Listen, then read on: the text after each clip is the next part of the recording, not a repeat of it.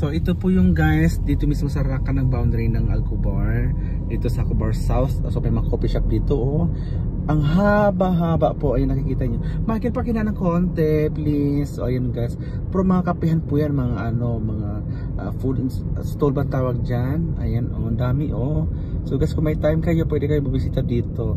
So in the future, for the coming 2026, mag-open na po lahat ang mga dito, mga new building. May mall, ayan, may mga hospital buildings, etc.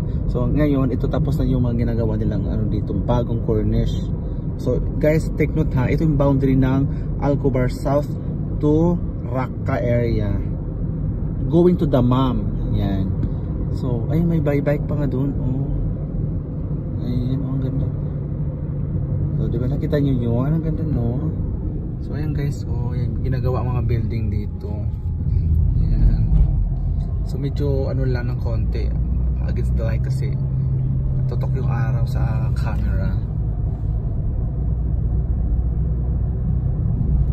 So ang tanong, may mga tao na pupunta dito? Yes, meron, na ilan lang. Ay, look at that! May skydiving. Ay, skydiving. Ano ang English niyan? Kite. O, diba? Tara yun. Ay, binibenta, Michael. Binibenta. Si Kuya, bakit siya dyan nagbenta? Wala masyadong mga tao.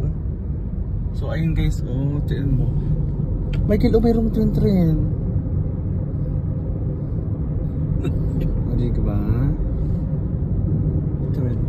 So guys, makabayan natin dyan na ang Ghost Nights yung mga new couple, pwede kayo mag-date dito, walang tao masyado. Pwede nyo gawing Luneta Park dito.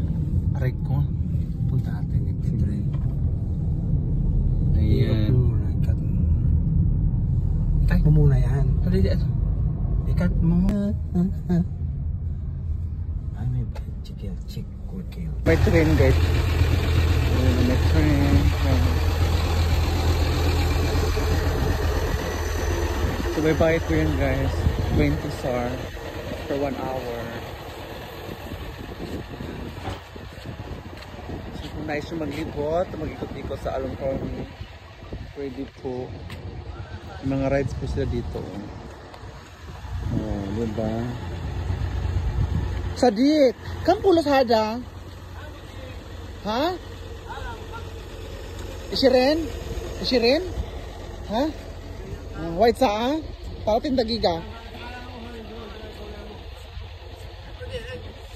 Kampulos? Ada?